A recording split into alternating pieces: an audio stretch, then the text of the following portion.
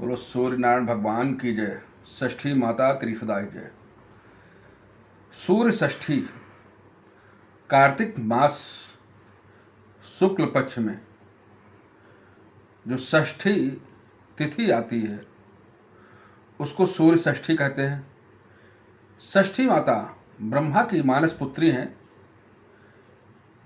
और सूर्य षष्ठी का ये प्रारूप है अपुत्राय दाम्यहम पुत्रम। जिनके पुत्र का योग जन्म कुंडली के अंतर्गत नहीं होता है, इसका व्रत पूजा पाठ करने से विधिवत नियम संयम का पालन करने से उनके संतान इत्यादि होती है। इसकी कथा इस प्रकार है। ब्रह्म वैवर्त पुराण के अंतर्गत वैवस्वत मनु के प्रियवत पुत्र उनके मालिनी नाम की रानी थी। इनके कोई संतान नहीं थी। ये जाकर के ऋषियों से विचार विमर्श करते हैं। पुत्रेष्ठ यज्ञ का वो परामर्श देते हैं। पुत्रोष्ठ यज्ञ किया जाता है। संतान जो उत्पन्न होती है वो मृत उत्पन्न होती है। उसको प्रेवत अपने छाती से लगाए हुए उन्मत्तों के भांत विलाप कर रहे थे। सारी प्रजा देख रही थी। किसी की हिम्मत नहीं थी कि इसके इनके छाती से हटा करके ऐसी और दैहिक क्रिया करें। सारी जनता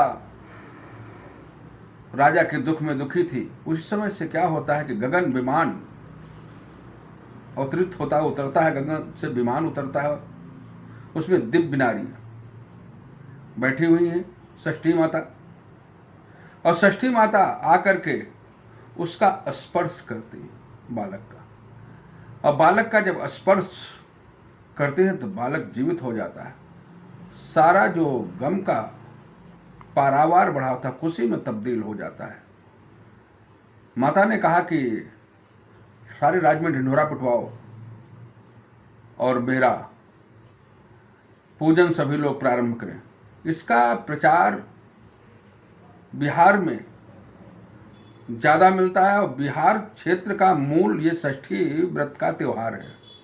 वहाँ से देखा देखी लगभग सारे विश्व में लोग करने लगे, क्योंकि पुत्रों की रक्षिका भी मानी जाती है। जिनके पुत्र हैं उनका रक्षण करती है, अकाल मृत्यु नहीं होती।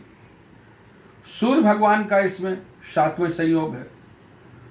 एक राजा मगध के राजा जो है कुष्ठ रोग ग्रस्त हो गए थे, तो उन्होंने सूर्य षष्ठी और सूर्य को जल इत्यादि देने के लिए उनको बतलाया था, क्योंकि कुष्ठ रोग की वजह से राजविहीन हो गए थे। उससे क्या हुआ, राजा ने विधिवत प्रक्रियाएं सारी अपनाई। राजा का कुष्ठ रोग ठीक हो गया। तो सूर्य का जल बहुत महत्वपूर्ण। कार्तिक मास में तो सूर्य की पूजा, वैसे भी सूर्य नारायण भगवान को जल देने का बहुत महत्व माना गया है। पंच देवों में सूर्य नारायण का स्थान आता है।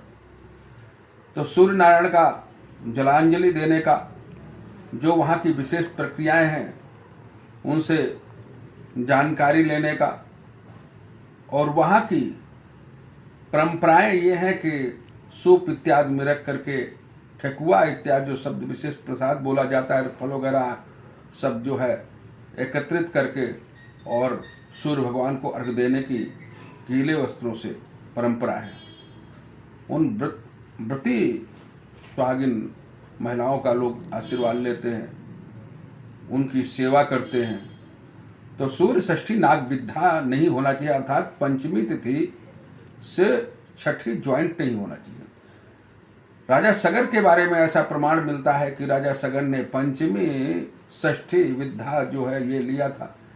पंचमी विद्या नहीं होना चाहिए। तो उनके 60,000 पुत्र कपिल मुनि के श्राप से भस्मीभूत हुए थे, जिनको भागीरथ गंगा ला करके और उनका मोक्ष करवाए थे।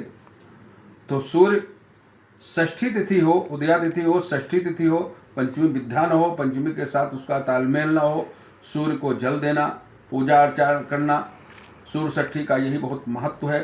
सूर्य षष्ठी, माता षष्ठी, माता क्या है, छठे दिन सभी के पुत्रों की पूजा अर्चना करने का षष्ठी का विधान है। जब पुत्र होते हैं, संतान होती है, तो उसे छठे दिन, इसीलिए कहते हैं छठे दिन माता आकर के उसके मस्तक में बालक बालिका के लिख देती है कि भाग्य क्या है, आगे क्या करेगा। इसलिए मस्तक देखने वाले मस्तक देख करके ही भाग्य बता देते थे। तो माता षष्ठी देवी का बहुत महत्व है। षष्ठी देवी की आराधना करें, सूर्य भगवान को जल दें, जिससे निरोगी काया और संतान के लिए अकाल मृत्यु का कारण का ग्रास न बने। बोलो षष्ठी माता तेरी सुधा है जय, बोलो सूर्यनारायण भगवान की जय। चैनल को लाइक करें, सब्सक्राइब जरूर करें, जिससे समय समय पर हम आपको नए नए वीडियो के माध्यम से दिग्दर्शन बातें कराते रहें, दिग्दर्शन कराते रहें, बतलाते रहें। जय श्री राधे।